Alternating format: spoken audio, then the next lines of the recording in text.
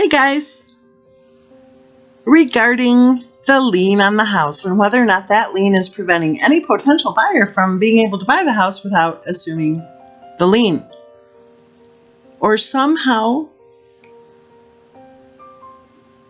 pleading with Christopher Watt's in-laws to be gracious enough to let them buy the house without owing them $6 million. Oh, come on.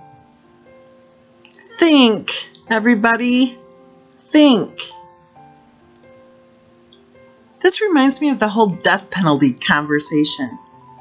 We're supposed to believe, we've been told repeatedly, that Christopher Watt's life was spared because of the, generosity of his in-laws, the graciousness of his in-laws, right? Bullshit. Cindy Watts was right. It was Colorado. Do you really believe the death penalty was ever on the table? When was the last execution in Colorado? In the 1990s, wasn't it? And how many weeks or months was it after the tragedy that the death penalty was basically abolished in the state of Colorado by law? That death penalty was never put on the table. And if you doubt my word, research it yourself. And please show me the court documentation that would support the claim that the death penalty was ever on the table to begin with. The lien, that lien is not preventing a buyer from being able to buy the house. No buyer would have to assume the lien or beg anybody to let them buy the house without owing Christopher Watt's in-laws $6 million. Think. If that were the case, do you think that any lender would ever lend again?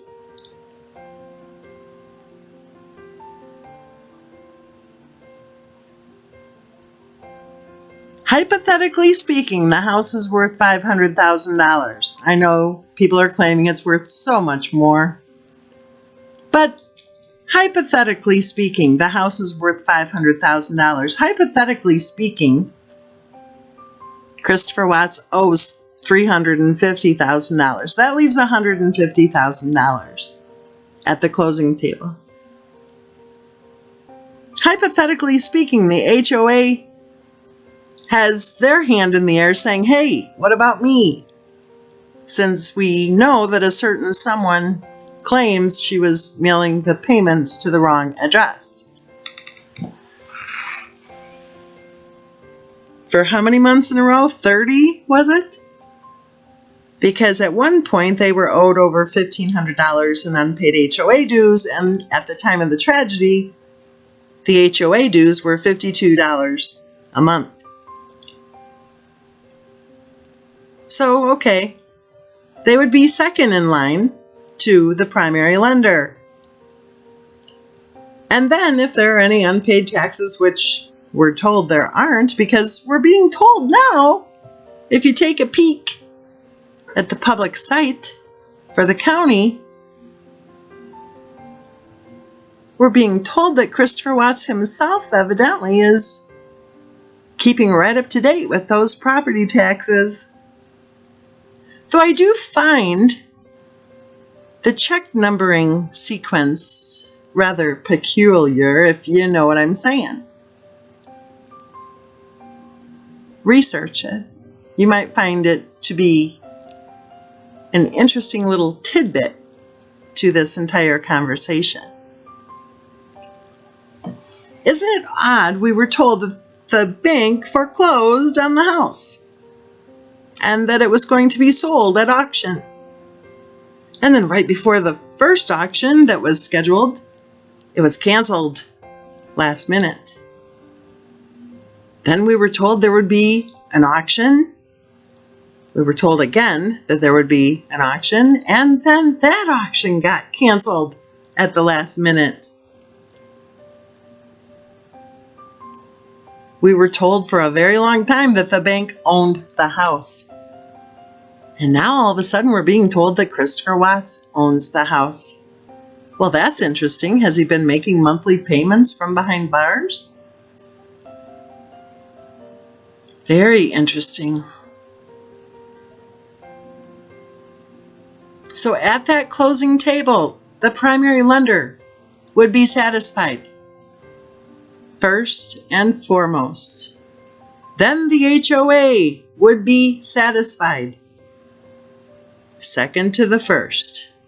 So if we're talking $350 for the primary lender, and then another $50,000 for the HOA and the closing fees and the realtor fees and whatever other little fees, and we're talking $400,000 off of our hypothetical $500,000 price tag. That leaves $100,000 sitting at the table, right?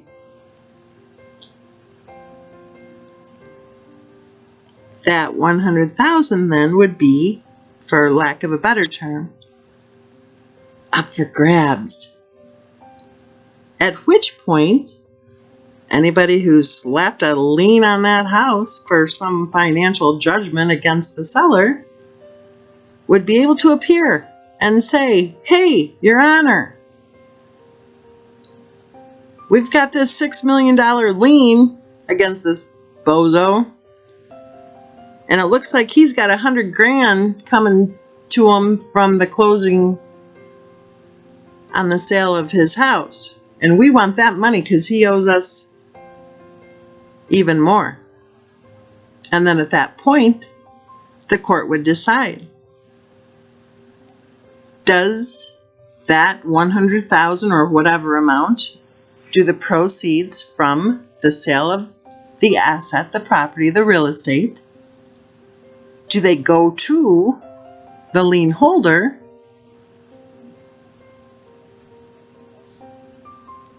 or I should say, does any portion or all go to the lien holder instead of having any proceeds from the sale above and beyond the primary lender and any other costs? Instead, would that go to the seller? And if so, what portion or part? So for all of these channel creators who are saying that a buyer would have to pay Christopher Watts' in-laws the $6 million, think, if that were true, what lender would ever want to lend again? You do realize it was a consent judgment, right? Christopher Watts said, "Where do I sign?" Okay, and he signed, agreeing that he would pay millions of dollars. And then slap right on that equity, right? Slap right on that house. Well, if you're a lender, okay, and you've extended credit to this guy, to any person, and then they have this propensity to sit down and say, "Where do I sign?" Sure, okay, yeah, I'll give you $6 million. And then it infringes upon your investment to such a degree that it prevents the sale of your investment, then you would never lend again. Does that make sense? I hope so, because all these people talking about that lien, it's just like nobody knowing how to spell anymore. It's shocking to me that so many people are sounding so flipping confused about something so simple. Please think. It's common sense, people. Please use a little common sense. Because when you use a little common sense when you're discussing the case of Christopher Watts, it's so much easier then to get to the point where you just step back and say, bullshit.